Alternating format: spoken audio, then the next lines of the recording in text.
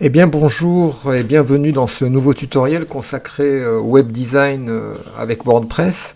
Aujourd'hui nous allons aborder un sujet ô combien intéressant. C'est comment utiliser une REST API avec WordPress. Donc l'idée en fait du tutoriel d'aujourd'hui va être de découvrir, notamment au travers de l'extension JetEngine de CrocoBlock, qui est une extension particulièrement intéressante. Et croyez-moi, ma philosophie est de toujours aller à l'essentiel et de la façon la plus simple possible. Et cette extension-là me permet de réaliser cet objectif, car l'extension donc JetEngine de CrocoBlock possède plusieurs facettes très intéressantes, notamment car elle va nous permettre de programmer des fonctionnalités qui vont utiliser la REST API de façon à pouvoir communiquer entre, par exemple, plusieurs installations WordPress différentes. Alors, pour ce faire, nous allons mettre en place un exemple. Avant de commencer, je vais revenir sur ce qu'est une REST API. Alors, globalement, sur le schéma que vous avez pour l'instant à l'écran, c'est un peu la méthode de fonctionnement, c'est-à-dire que grâce à la REST API, un client envoie une requête, au travers du protocole HTTP, et cette requête va interroger la base de données, donc d'un site, ça peut être une requête envoyée d'un site sur le même site ou d'un site vers un autre site, et le serveur va retourner une réponse sous forme d'un protocole, donc qui sera donc une de réponses généralement parmi ces quatre fonctionnalités suivantes: obtenir une information, créer une nouvelle information, mettre à jour une information, effacer une information. Et ce retour d'information sera redirigé vers le client. Donc la REST API, c'est par exemple pouvoir sur son site WordPress, par exemple afficher la météo d'un lieu dans le monde sans devoir créer un modèle météorologique pour calculer le temps qu'il va faire à tel ou tel endroit de la planète. Donc ça va être finalement se servir d'un service web existant. Ce service, on va s'en servir via une interface, un protocole de communication qui va passer par la REST API. On va demander à ce service de nous renvoyer, moyennant évidemment une authentification, etc., des données. On va lui envoyer des paramètres en lui demandant par exemple quel temps fait-il à Paris aujourd'hui. Et via ce système donc de communication, le serveur va nous renvoyer la température à Paris aujourd'hui sera de 15 degrés à 12 heures par exemple. Donc ça c'est le principe de fonctionnement d'une REST API. C'est excessivement utilisé aujourd'hui car cela permet de connecter des services web différents les uns avec les autres. Or, il s'avère que évidemment WordPress intègre également aussi une REST API. Alors REST API qu'on peut utiliser comme moi par exemple je l'utilise en PHP. Donc à ce moment-là, on va créer des points personnalisés d'accès sur cette REST API et on pourra à ce moment-là récupérer par exemple des articles, des contenus du site pour les afficher, pour les enregistrer sur le disque, bref, pour traiter ces données d'une manière qui est très intéressante et qui est surtout une ouverture vers un traitement déporté. Alors, qu'est-ce qu'un traitement déporté? Alors, je vais donc, pour illustrer cette utilisation de REST API, on va mettre ensemble, grâce donc au plugin JetEngine de CrocoBlock, qui nous donne un accès visuel à cette REST API, on va tout simplement créer d'un côté sur un premier site, donc qui est ici, moi le site, alors je suis en local sur mon ordinateur, un site qui s'appelle WordPress_56. Je vais créer un type de données, un nouveau type de données. Et ensuite, je vais sur un autre site qui n'est pas donc à la même adresse, donc le deuxième site qui s'appelle WordPress tout court. Je vais récupérer et afficher des données qui vont provenir du premier site. Alors pour réaliser cette opération-là, je pourrais la faire par programmation grâce à PHP en insérant des points personnalisés, à ajouter ces points personnalisés à WordPress de façon à récupérer les données. mais je vais vous faire ces démonstrations-là en utilisant JetEngine. Alors la première chose qu'il faut faire avec JetEngine, une fois qu'on a installé le plugin, hein, c'est d'aller activer donc dans les modules du tableau de bord, on va activer les Custom Content Types et les REST API Listings. Alors ça, les REST API Listings, là je ne vais pas les activer parce que je vais plutôt les activer sur le deuxième site, parce que c'est sur ce deuxième site-là que je vais afficher les données qui proviendront de ce premier site. Donc là j'active le Custom Content Types. Alors je vous rappelle, les types de contenu personnalisés Custom Content Types, c'est un deuxième type que gère JetEngine, car JetEngine gère donc par exemple comme ACF, Pods ou d'autres systèmes, les Custom Post Types. Hein, là c'est un Custom Post Types qu'on a ici, là j'ai 2 Custom Post Types que j'ai déjà créés, mais pour pouvoir utiliser la REST API de WordPress avec JetEngine, il va falloir créer un autre type de données qui est un Custom Content Type. La différence entre ces deux types de données, globalement, pour résumer, on va dire que les types de données personnalisées, quand on a beaucoup de données, vont alourdir la base de données parce qu'à chaque fois, il va y avoir des bases, ça va venir dans les bases méta, etc., créer des données, donc ça va être lourd à gérer. Les Custom Content Type, ça va être finalement prendre ce nouveau type de données et tout enregistrer dans une seule table de la base de données. Alors que pour les types de données personnalisées, les informations seront enregistrées dans plusieurs tables et il y aura autant de lignes que de champs dans le type de données personnalisées. Donc ça veut dire que si on a beaucoup d'informations, on va surcharger assez rapidement la base de données. Si par exemple sur mon type de données j'ai 4 champs, un titre, le nom, le prénom, par exemple une image et un lien, et bien à chaque fois que je vais créer une nouvelle donnée dans ce type de données, je vais avoir 4 nouvelles lignes qui vont se créer dans ma base. Donc autant dire que si j'ai 1000 éléments, je vais créer 4000 nouvelles lignes de données dans ma base de données. Les Custom Content Types, eux, ne fonctionnent pas de la même façon. Ils vont créer une base de données particulière. Et si je crée 1000 types de données dans ces CCT, dans ces Custom Content Types, eh bien je n'aurai que 1000 lignes dans ma base de données. J'en aurai donc 4 fois moins. Alors attention, c'est 4000 lignes si j'ai que 4 champs, mais si évidemment j'ai 20 champs, ça fera pour chaque création de lignes dans mon type de données personnalisées, 20 lignes chaque fois, donc là on arrive à des sommes assez importantes. Donc c'est une deuxième méthode pour gérer les données que d'utiliser ces Custom Content Types. Donc je vais créer un type CCT, un nouveau type donc qu'on va prendre pour exemple. Alors ce type là c'est relativement simple, on va lui donner un nom. Alors je vais appeler ça par exemple film. Voilà, au pluriel. Le slug qui sera créé pour mon permalien, ça sera film, donc là ça c'est bien. La table dans ma base de données sera wp_jet_cct_films, donc ça sera le nom de la table dans lequel seront enregistrées toutes mes informations. Ça c'est parfait. Alors attention, on n'a pas un single comme on l'a dans les CPT, dans les Custom Post Types, on n'a pas un single associé au CCT.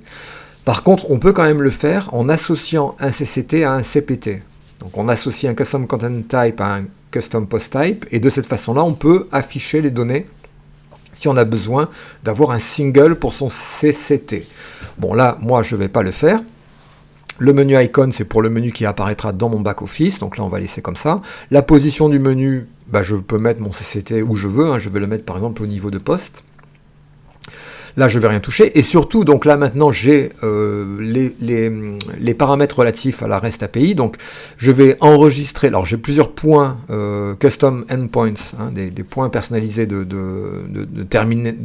terminaux pour l'API que sont obtenir des informations, donc c'est un get, créer un élément, mettre à jour un élément et effacer un élément. Donc là, dans ce tutoriel-là, pour simplifier, je vais uniquement activer get items, c'est-à-dire je vais activer un point qui va me permettre de récupérer un élément ou plusieurs éléments dans ce CCT. Alors on voit tout de suite que le endpoint, donc le point terminal qui a été créé, donc il y en a deux, il y a un premier pour avoir la liste de tous les éléments, donc la liste de tous les films que je vais créer dans mon CCT, et un deuxième qui va être en passant l'ID d'un film, on pourra récupérer à ce moment-là un seul élément qui sera l'élément dont l'ID sera ce paramètre que nous passerons dans l'URL.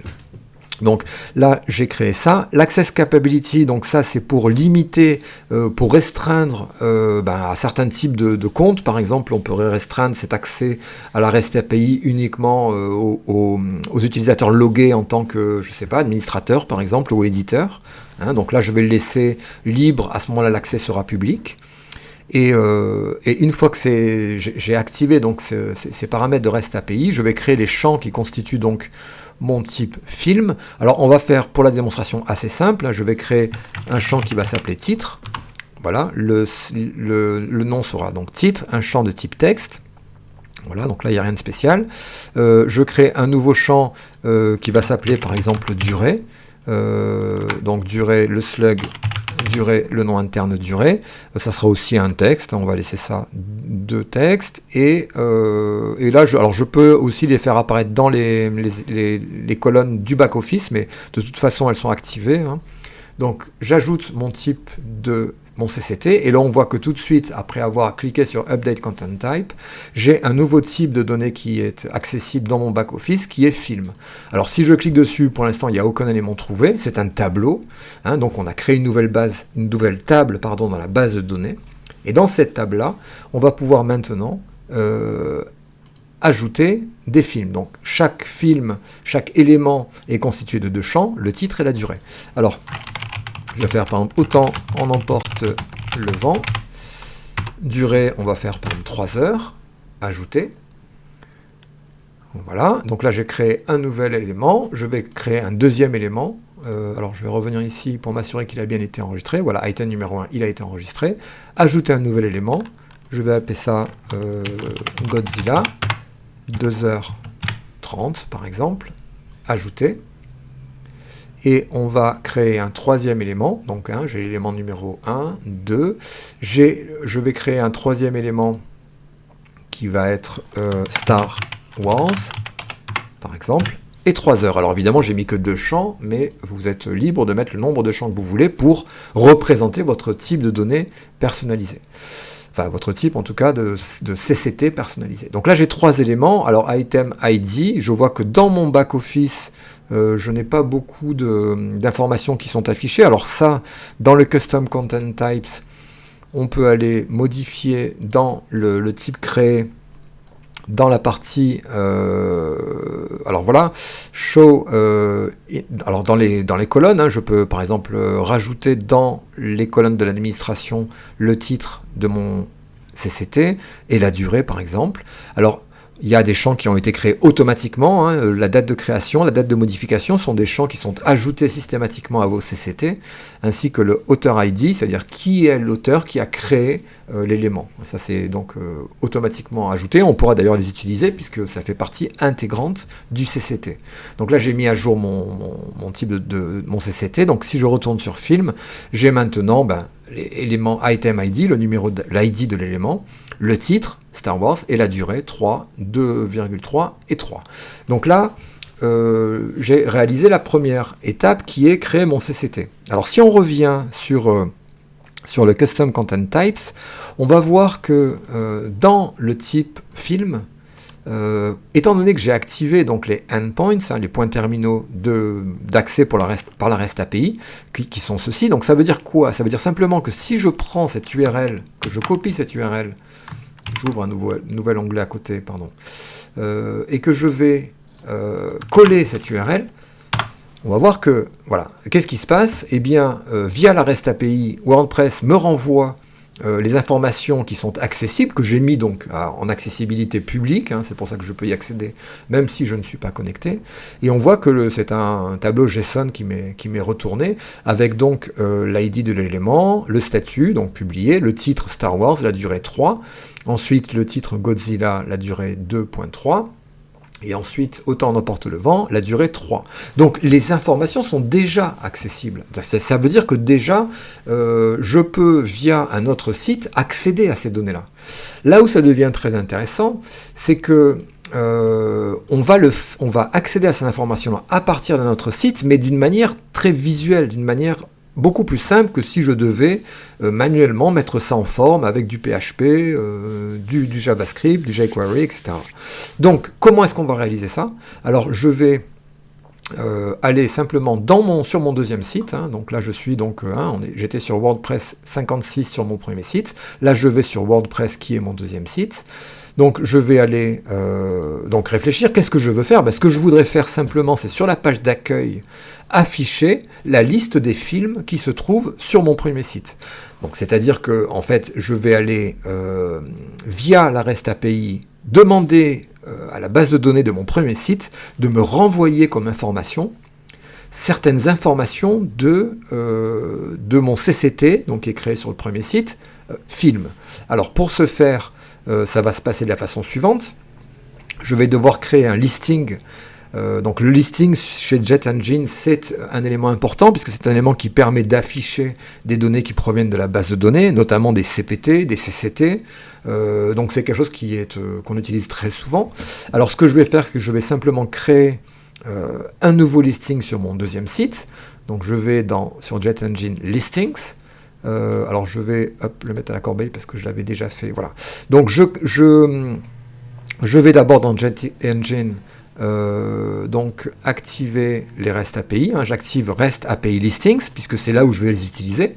J'ai pas besoin d'accéder d'ailleurs à CCT, hein. Les CCT sont désactivés, donc ça il n'y a pas de souci. Donc j'ai activé REST API Listings et ça veut dire que maintenant lorsque je vais créer un nouveau listing, je vais avoir comme source soit des posts, des termes de taxonomie, des utilisateurs, des champs répéteurs, mais j'ai aussi maintenant des endpoints de REST API. Et là, il va me demander quel est le endpoint que vous souhaitez connecter à ce listing. On voit qu'ici, il y a un endpoint que j'ai créé, qui est finalement l'endpoint qui provient, le point terminal qui provient de mon premier site, hein, qui est film endpoint. Alors d'où ça vient? Pourquoi est-ce que cet élément est dans ce menu-là? Simplement parce que dans JetEngines, j'ai été dans REST API Endpoints, et là, alors je vais refaire la manipulation pour vous la montrer. Sur ce deuxième site, donc je vais ajouter un nouvel endpoint que je vais appeler par exemple film. Voilà. L'endpoint, l'URL que je vais rentrer ici, c'est simplement l'URL qui existe ici. Hein, je vais connecter donc via cette URL les deux sites, donc je vais ajouter l'endpoint films ici. Alors le chemin, il n'y a pas de structure imbriquée de paramètres, donc là je laisse ça comme ça, je touche à rien. Je ne vais pas mettre d'autorisation parce que je veux une connexion publique. Et pour simplement tester cet endpoint, je vais envoyer une requête. Alors on a un bouton dans JetEngine qui permet d'envoyer la requête, un send request, et là je vois, ok, les deux sites sont connectés via cette URL, donc connecté, statut connecté, et la requête me renvoie un résultat positif, et la requête a été bien envoyée, les informations ont bien été récupérées, tout fonctionne bien, tout fonctionne parfaitement. Alors si je veux, je peux aussi cacher les réponses de l'API, mais là, dans l'occurrence, je ne vais pas les cacher, je vais les laisser comme ceci, et je vais sauvegarder mon point qui s'appelle film. Donc, si je reviens sur mon listing et que je crée un nouveau listing en ayant comme source un endpoint de la REST API, je vais pouvoir à partir de là sélectionner mon endpoint films qui, donc là il me montre le point personnalisé de cette REST API, donc je le sélectionne, je donne un nom à mon listing, je vais appeler ça par exemple listing films, et je vais l'éditer avec Elementor. Donc je crée ce listing. Alors le listing c'est quoi? C'est l'affichage d'un élément. Alors il va me falloir, on a dit donc on avait ici le titre du film et la durée. Donc dans ce listing là, je vais aller créer deux colonnes tout simplement.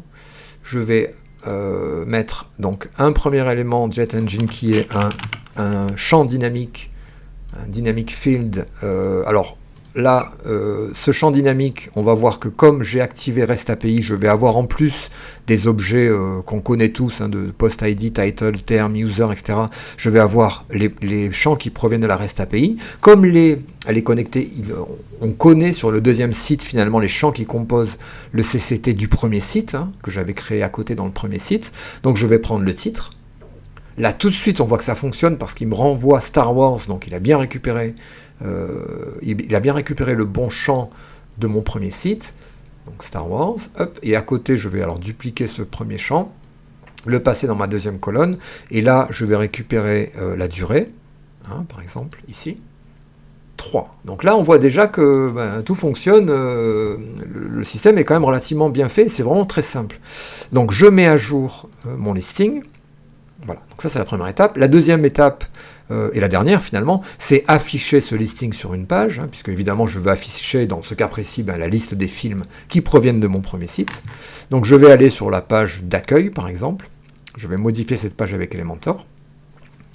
Et là je vais créer, donc chercher donc, dans mes widgets le widget Listing Grid qui va me permettre de connecter la page avec un listing que j'ai au préalablement créé, donc en l'occurrence ce listing d'accès à ma REST API, donc je glisse ça dans ma section.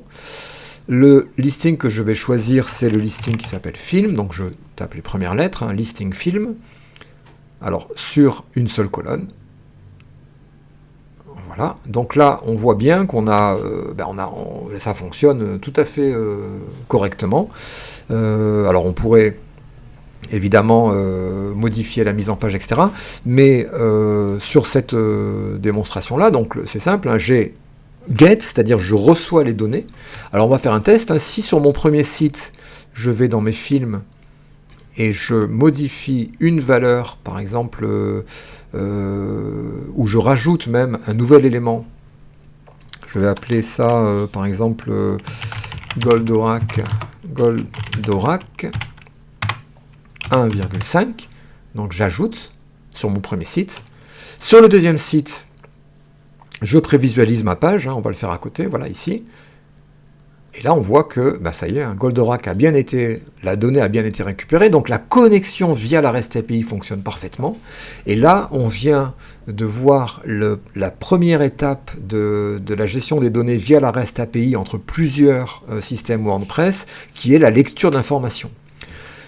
Alors, j'espère que ce que je vous ai expliqué, ça reste simple. Hein. En tout cas, j'essaie toujours d'aborder les choses de la façon la plus simple. Si ça vous intéresse, n'hésitez pas à vous enregistrer à ma chaîne pour être au courant, à vous abonner pour être au courant des nouveaux tutoriels que je publie. Le prochain tutoriel sera consacré à la mise à jour d'informations à distance, puisque là, on a récupéré une information d'un site distant. Le prochain tutoriel, on mettra à jour une information à partir du site distant.